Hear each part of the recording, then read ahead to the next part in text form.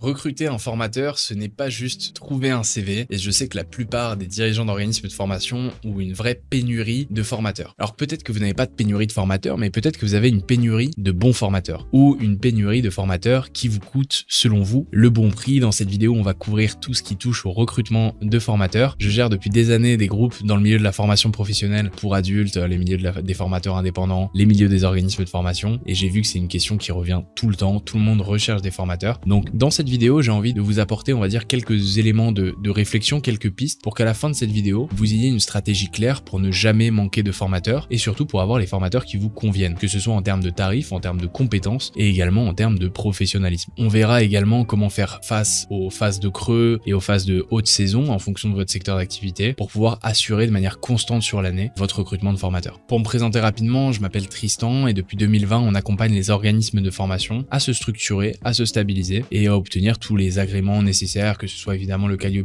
ou simplement rentrer sur la plateforme EDOF ou faire des partenariats avec des certificateurs. Et on gère également des sociétés de certification, principalement du RS, mais on fait aussi un petit peu de RNCP et on les aide à développer leur réseau d'organismes de formation. Donc si tout ça, c'est des sujets qui vous parlent et qui vous intéressent et sur lesquels vous cherchez des professionnels pour vous accompagner, vous avez mon WhatsApp en description. On a une équipe de plus de 10 consultants qui font un travail vraiment formidable et si vous regardez la vidéo, d'ailleurs, je vous remercie. Chacun est expert dans son sujet. On a des auditeurs Calliope, on a des personnes qui sont vraiment très fins sur les collaborations avec la Caisse des dépôts, les référencements EDOF. Je vous invite à nous contacter si vous avez des besoins en ce sens. Rentrons directement dans le vif du sujet, savoir où trouver les bons formateurs, comment on met en place une méthode de recrutement, comment on construit une équipe qui est fiable, qui est engagée, qui va pas vous lâcher lorsque vous avez beaucoup de formations à faire. Alors selon moi, la première des choses, c'est qu'il faut vraiment voir et aborder le recrutement comme presque un travail à temps plein, c'est-à-dire que vous n'êtes pas en train de rechercher un formateur quand vous n'en avez pas. C'est une mission, en fait, on va dire constante, systématique de votre organisme de formation. On a travaillé notamment à Madagascar où on a recruté énormément de personnel administratif, de téléopérateurs pour des sociétés françaises. Et en fait, à Madagascar, on a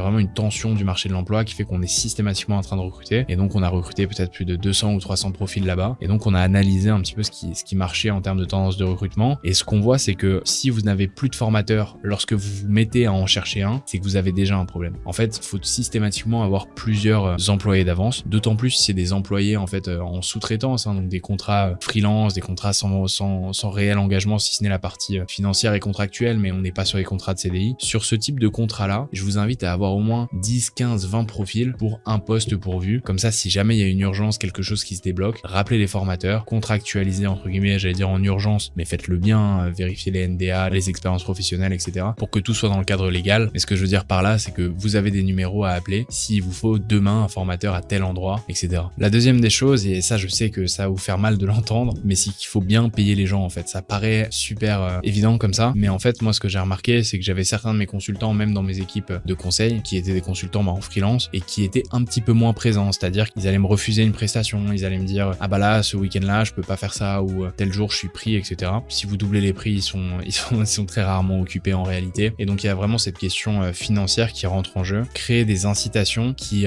poussent vos consultants, vos formateurs à travailler pour vous plutôt qu'une autre entreprise. Et cette incitation financière, elle est pas obligatoirement en fait vraiment sur le tarif horaire ou sur le tarif à la prestation. Elle peut être beaucoup plus subtile que ça. Je vous prends l'exemple de certaines personnes qui travaillent pour moi sur des tâches qui sont à haute valeur ajoutée. En fait, je leur ai négocié, on va dire, des contrats réguliers, c'est-à-dire que je m'engage à les mettre prioritaires sur certaines missions pour mon entreprise, et donc en échange, en fait, ils sont systématiquement dispo pour mes missions parce qu'ils savent que tous les mois, le volume financier que ça représente sera intéressant, même si leur taux horaire n'a pas changé. Simplement, j'allume plus de flux à leur participation. Et donc ça peut être quelque chose d'intéressant lorsque vous isolez 2 ou 3 pépites qui sont formateurs chez vous, plutôt que d'avoir 10 formateurs différents. Concentrez-vous sur ces 3-là et les 7 autres, vous les mettez en formateur backup, vous envoyez quelques missions de temps en temps. Et ça, c'est un autre point intéressant sur le recrutement de formateurs, c'est n'hésitez pas à faire du testing. En fait, il n'y a rien de pire que de lancer une session de 4 semaines et vous vous rendez compte que le formateur que vous avez en face, c'est une quiche. Donc moi, ce que j'aime bien faire, c'est que notamment quand je recrute des consultants ou des formateurs, je vais les envoyer sur une mission de consulting de 2 heures, de 4 heures, de 1 journée maximum. En fait, je vais leur envoyer faire des petits tests sur des missions qui sont pas chères, qui sont pas importantes, et où le client, d'ailleurs, souvent, c'est même du bonus. Moi, ce que je fais, c'est que j'ai un client, on va dire, qui prend chez nous un accompagnement de 10 heures. Je vais lui dire, bah écoutez, je vous rajoute 2 heures parce que vous avez payé directement ou parce que il m'a repris une prestation, par exemple. Je vais lui rajouter ce petit bonus-là et je vais en profiter pour tester un nouveau formateur. Si jamais la personne me dit que c'est nul, de toute façon, c'était un bonus. Et puis, je remets un formateur à moi que je vais payer pour vraiment le satisfaire au maximum. Mais vous pouvez, de cette manière-là, tester sans prendre trop de risques à la fois sur votre clientèle, à la fois sur votre recrutement. Et en fait, mine de rien, d'envoyer quelques heures de formation par-ci par-là à des nouveaux formateurs et des nouvelles personnes, vous allez petit à petit isoler des pépites. Et selon moi, c'est vraiment ça qui est intéressant, trouver ces petites pépites parmi ces formateurs, les faire bosser pour vous sur des petites missions, pour voir comment ça se passe, et ceux avec qui ça matche bien, les garder sur le long terme, potentiellement augmenter la rémunération, ou mettre des contrats avantageux, par exemple travailler en télétravail, etc. Maintenant, où chercher lorsque vous faites un recrutement, et surtout comment ne pas perdre trop de temps en recrutement. Moi, c'est ce qu'on me dit, c'est on me dit j'ai pas le temps de recruter, j'aimerais bien recruter, mais regarde, je suis ici, j'ai la tête dans le guidon, je peux pas faire ça, j'ai 60 heures par semaine, machin, tu comprends, Tristan, etc. Je comprends. On a la même vie, y a pas de souci, je vous comprends bien. Moi, ce que j'ai appris sur les recrutements qu'on a fait, et pour vous donner un petit peu quelques statistiques sur les différentes entreprises qu'on a, on a traité plus de 2000 candidatures de personnes qui cherchaient un emploi chez nous. Ce qu'il faut faire pour pas se faire noyer par la masse, c'est on va dire créer une sorte de filtre, créer un entonnoir qui vous permet de trier les candidatures. Ça, il y a énormément de manières de le faire. Moi, je conseille pas forcément de logiciel payant. Vous pouvez utiliser Google Forms, vous pouvez utiliser Typeform. Qu'est-ce qu'il y a d'autre? Jotform aussi, bien que Jotform est devenu cher de mémoire. Mais en fait, vous trouvez un logiciel de questionnaire et ce que vous allez faire, c'est que vous avez maintenant votre questionnaire qui est votre entonnoir, qui est votre passoire, qui est votre tri, et vous allez poser tout un tas de questions. Je vous invite évidemment à poser pas plus de 20 ou 30 questions parce que normalement les gens ne vont pas forcément répondre, mais vous posez plein de questions. Ça va être l'âge, le diplôme, le secteur d'activité, évidemment le numéro de téléphone, l'email et toutes ces informations de contact. Ça va être aussi un drag and drop du CV, donc récolter le CV en fait du formateur. Et ce que vous allez faire, c'est que ce questionnaire là, vous le balancez partout. Mais quand je dis partout, c'est vous le balancez partout. Vous le balancez à vos amis, vous le balancez au Pôle emploi, vous le balancez sur Indeed, vous le balancez sur LinkedIn, vous le mettez dans des groupes WhatsApp de formateurs, vous le mettez partout, et vous dites à tout le monde, je recrute, candidatez. Et en fait, au bout d'un moment, vous allez avoir tellement de candidatures que votre vrai travail, ce sera surtout de les trier. Mais rappelez-vous, on a fait un entonnoir. Et donc, on va aller chercher directement sur Jotform, Typeform, etc. les critères qui nous intéressent. Par exemple, sur certains postes, nous, on prend personne qui a moins de 35 ans, et ben, on trie par l'âge. Et si la personne a moins de 35 ans, ben, on la prend pas. Parce que c'est des postes seniors sur lesquels il faut une certaine expérience, par exemple. Ou bien, je vous prends un exemple, si la compétence visée, c'est vraiment le SEO spécifiquement et pas un poste de marketing, eh bien, vous allez prendre que les personnes qui ont mentionné le SEO. Et ce qui est bien, en plus de ça, c'est qu'au fur et à mesure de vos campagnes de recrutement, vous conservez ces informations. Parce que croyez-moi, j'ai plein de dirigeants qui m'ont déjà dit, bah écoutez, là, il y avait un petit jeune qui était pas mal pour la formation, machin, j'ai plus son numéro, il m'avait appelé, attends, faut que je rappelle Michel, que je lui demande si le truc, je sais plus quoi. Mais c'était quoi son expérience déjà? Enfin, je pense que ça nous est tous déjà, évidemment, arrivé, ce manque d'organisation. L'avantage d'avoir cet entonnoir, c'est que à tout moment, vous regardez l'entonnoir. Et moi, j'ai fait des campagnes même un petit peu plus larges, dans lesquelles je mettais simplement qu'on recrutait, et je demandais aux gens de dire leurs compétences. Et ça va éviter aussi les gens qui s'inventent un petit peu des vies, et qui vont vous dire, oui, moi, je suis expert Excel, anglais, espagnol, je fais aussi technicien des travaux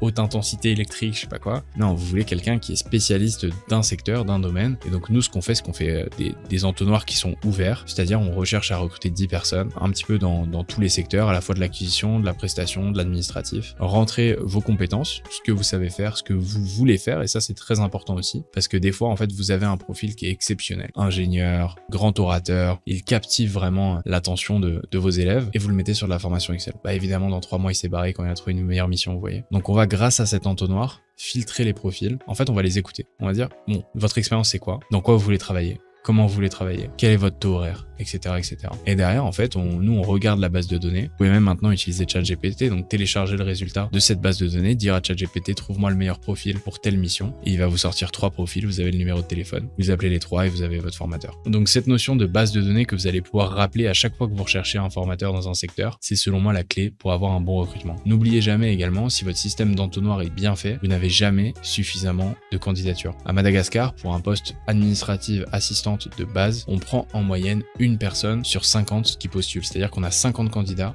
on prend une personne. Parce que évidemment, et ça je vois aussi, c'est l'erreur que la plupart des dirigeants font quand ils recrutent et que j'ai fait également au début et que tout le monde fait à un degré plus ou moins important, hein, c'est pas du tout un jugement de valeur, mais c'est que on recherche par exemple un commercial, on va avoir 2 commerciaux qui candidatent, on va prendre le meilleur des 2. Mais c'est le meilleur des 2, c'est pas le meilleur des 10, c'est pas le meilleur des 100, c'est pas le meilleur des 1000. Et au plus votre équipe sera compétente, au moins vous aurez de problèmes parce que en fait vous prenez le meilleur et vous prenez celui qui vous convient le mieux, que ce soit en termes de tarifs, en termes de sympathie, aussi en termes de relations humaines également, c'est super important d'avoir une personne qui comprend la manière dont vous bossez. Par exemple, moi je bosse énormément sur WhatsApp, j'ai toutes mes équipes sur WhatsApp et en fait ils comprennent que quand je les envoie des fois en mission, par exemple aider un client lors d'un audit en Île-de-France, je lui envoie l'adresse par WhatsApp et la personne y va. Elle va pas me dire ah mais il fallait me faire un mail 2 semaines avant, me convoquer, etc. Donc en fait c'est important aussi d'avoir des formateurs qui matchent votre manière de travailler pour que ça se passe au mieux et que vous les gardez sur le long terme. Donc vous avez 2 sujets sur le recrutement des formateurs. Évidemment avoir un maximum de candidatures, avoir un système de filtre pour garder ces candidatures. Je les garde dans ma base de données, comme ça je peux les rappeler si jamais j'ai vraiment des urgences. Et vous avez un 3e sujet qui est pas vraiment du recrutement, mais qui est de la rétention, c'est-à-dire comment je fais pour à la fois garder tous ces profils qui ont candidaté et surtout